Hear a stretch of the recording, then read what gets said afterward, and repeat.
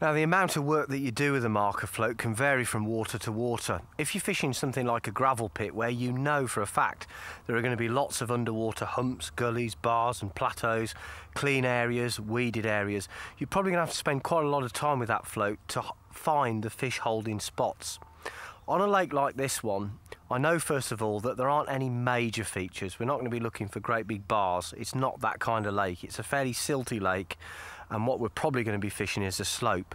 So I'm not going to do a lot of marker float work here.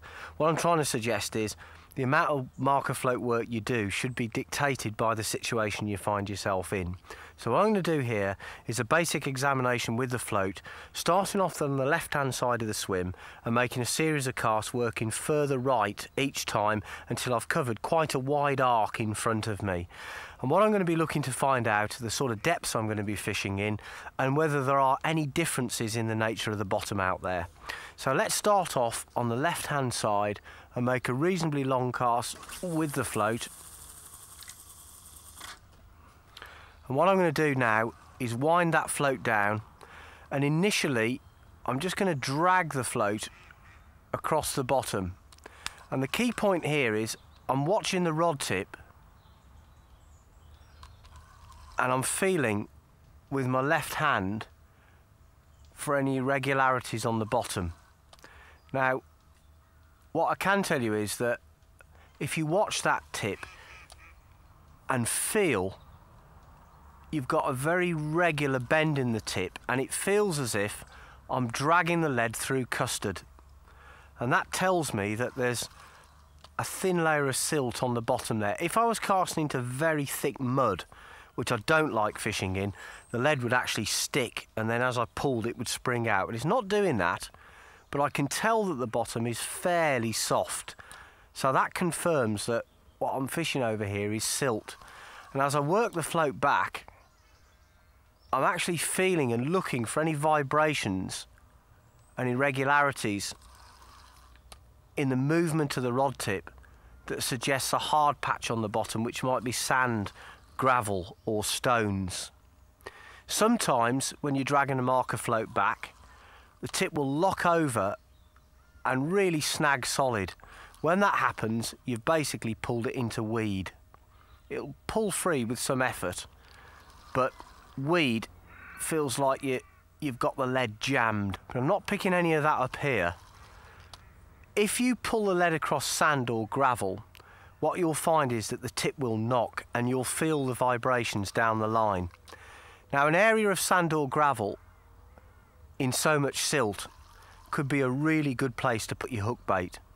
Carp fishermen get very preoccupied with hard patches on the bottom simply because they're excellent places to put your bait. You know damn well that if your bait's on gravel or on sand, the fish are going to be able to see it and find it very, very easily. Whereas if you're fishing into silt, it's a little bit more difficult for the fish to actually see it. They'll sniff it out. Heavy silt is very difficult to fish in. This sort of soft silt isn't really a problem, provided you use the right sort of rig, and we'll look at those in a moment. But basically, from what I can gather here, it's a fairly regular silty bottom. Silt's probably just a few inches deep, and there's no real irregularities there. So what we'll do now, having got a little feel for the basic nature of the bottom, is cast the rig back out to the left-hand side of the swim, and now we're going to start looking at depths. So again, I'm going to make a nice long cast. Out she goes. I'm going to wind the float down until it jams up against the lead. You feel the rod tip start to lock up. And then what I'm going to do is use the bait runner on the reel. So I engage the bait runner. Bait runner is really vital for this kind of work. And I'm going to start to measure off 1, 2 feet. Remember, I've got a 1 foot marker here, so the distance from the reel to the marker is a foot. I've measured off 2 feet, 3 feet, 4 feet, and the float's just literally popped up on the surface out there now. So that tells me that at around about 70 to 80 yards range, I'm fishing in about 4 feet of water. Let's just drag the float back a little bit further, all the time feeling for any irregularities on the bottom.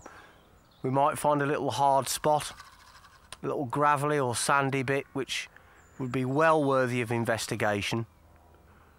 Bringing it back about 10 to 15 yards and winding the float down to the lead again, engaging the bait runner and measuring off 1, 2, 3, 4.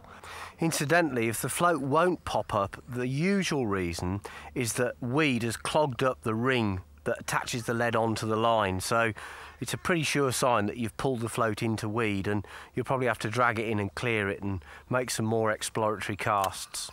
Let's bring it back now about another 10 to 15 metres. Not really feeling any changes in the bottom. Definitely fishing over silt here. Let's just check the depth there. 1, 2, 3, 4, 5. Just over 5 feet. So basically I've come from 4 down to 5, and it would appear that this is a slope. Let's just see. We'll bring this back now another 4 or 5 feet. That sensation there has got a little bit heavier, so it's more difficult to bring the lead back. I would guess that the silt is a little bit heavier now closer in. And that's valuable information, because I don't want to fish in very heavy silt. Let's just check the depth again. 1, 2, 3, 4, 5. Still 5 feet there. And we'll come back again. It's cleared again now. It's coming back nice and steadily, so there's obviously a band of thicker silt out there at about 30 to 40 metres. Let's try again. 1, 2, 3, 4, 5. Just over 5 feet. Well, I haven't found any major blinding features out there, but that's quite useful information in itself, because if there was a big feature like an underwater island or something in front of me and I wasn't fishing it, then it might cut down my chances.